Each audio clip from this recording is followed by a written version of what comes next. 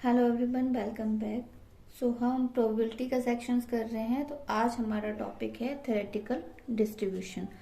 सो theoretical distribution यानी कि probability distribution क्या होता है। आपको प्रोबेबिलिटी से डेफिनेशन आई थिंक पहले क्लियर कर दी है क्या होती है, पर again I repeat that the probability of given event is an experiment of likelihood या chance of occurrence of event, यानी किसी भी चीज की हैपनिंग या फिर not happening of the event, that is called to the probability. So जो भी हमारा रैंडम वेरिएबल है उसकी हम प्रोबेबिलिटी डिस्ट्रीब्यूशन करते हैं। What is the random variable?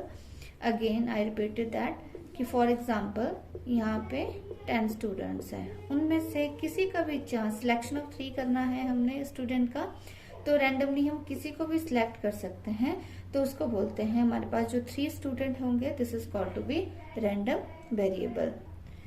अब डिस्ट्रीब्यूशंस की हम बात करेंगे तो डिस्ट्रीब्यूशन हमारे पास या तो डिस्क्रीट सीरीज में होगा या तो कंटिन्यूस सीरीज में होगा। लेकिन फॉर एग्जांपल हम स्टूडेंट के हम सैंपल ले रहे हैं, 200 स्टूडेंट्स में से हम देखेंगे कि किसी का वेट 50, किसी का वेट 55, किसी का वेट 60, यानी कि किस तरह से है।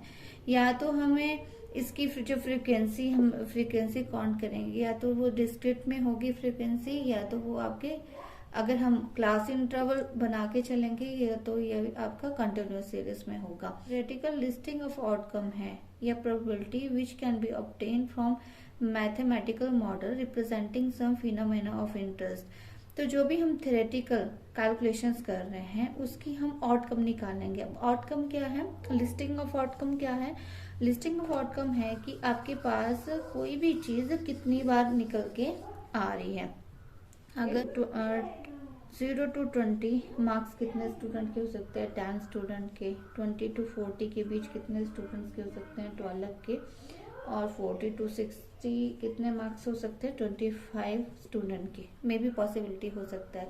तो इसको हम कहते हैं this is to observe frequency distribution, कि हमने खुद ऑब्जर्व किया, खुद क्लास में देखा और उसकी फ्रीक्वेंसी हमने बना दी कि 0 से 20 10 बच्चों के मार्क्स हैं, 20 to 40 12 बच्चों के मार्क्स हैं, 40 to 60 आपके 25 बच्चों के मार्क्स हैं। होते हैं हमारे पास दो तरह से वेरिएबल हैं। एक हमारे पास डिस्क्रीट रैंडम वेरिएबल होता है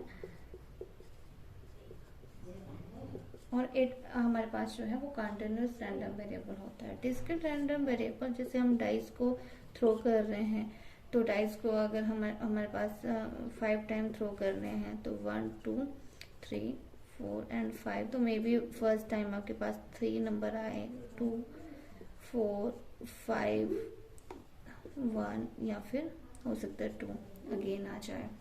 तो ये जो सीरीज है, ये जो आपकी फ्रीक्वेंसी निकल के आएगी उसको हम क्या बोलेंगे? Discrete frequency. और जो नेक्स्ट वन हमारे पास रैंडम वेरिएबल है तो वो होता है कंटिन्यूस। तो आपने हमेशा याद रखना है कि जो रैंडम वेरिएबल आपके पास दो तरह से हो सकते हैं। एक आपके पास हो सकता है डिस्क्रीट वेरिएबल और दूसरे आपके पास हो सकता है कंटिन्यूस वेरिएबल। सो कंटिन्यूस वेरिएबल में क्या रहता है? इंटरवल रहता है, इंटरवल होता है, या जो वैल्यू है या रियल नंबर है उसमें हम इंटरवल लेके चलेंगे। लेकिन डिस्क्रीट सीरीज में या डिस्क्रीट रैंडम वेरिएबल में कोई इंटरवल नहीं होता है।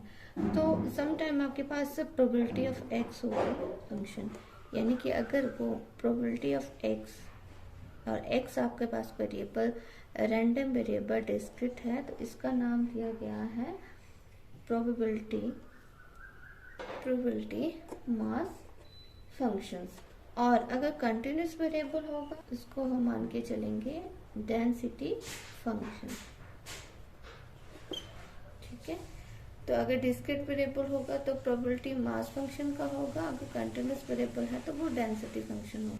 थ्योरेटिकल डिस्ट्रीब्यूशन को समझने के लिए हमें दो चीज समझना बहुत जरूरी है। This is called to be expected और दूसरा है आपके पास ऑब्जर्व्ड। एक्सपेक्टेड डिस्ट्रीब्यूशन या फिर हमारे पास एक्सपेक्टेड वैल्यू क्या हो सकती है और एक्चुअल्स क्या है। जैसे मैंने अभी आपको बोला हेड और टेल, हम ये मान के चल रहे हैं कि 50% हमारे पास हेड आएगा, 50% हमारे पास जो है, अगर हम 100 ट्रायल कर रहे हैं उस 100 ट्रायल में से 50% हेड का पॉसिबिलिटी आने की और 50% आपके पास टेल की पॉसिबिलिटी है आने की। तो वो ज़रूरी नहीं है कि वो ऐसा ही पॉसिबल हो। आपके पास 40% हेड हो सकता है, 60% आपके पास टेल हो सकता है। तो ये ऑब्जर्व्ड है जो हम निकाल रहे हैं, एक्सपेक्टेशंस हमारे जो है वो हम ये मान के चल रहे हैं। तो आपके पास थ्योरेटिकल डिस्ट्रीब्यूशंस है, वो आपके पास क्या है, एक्सपेक्टेड फ्रीक्वेंसी डिस्ट्रीब्यूट मान के चलेंगे। और ये कितने टाइप के होते हैं,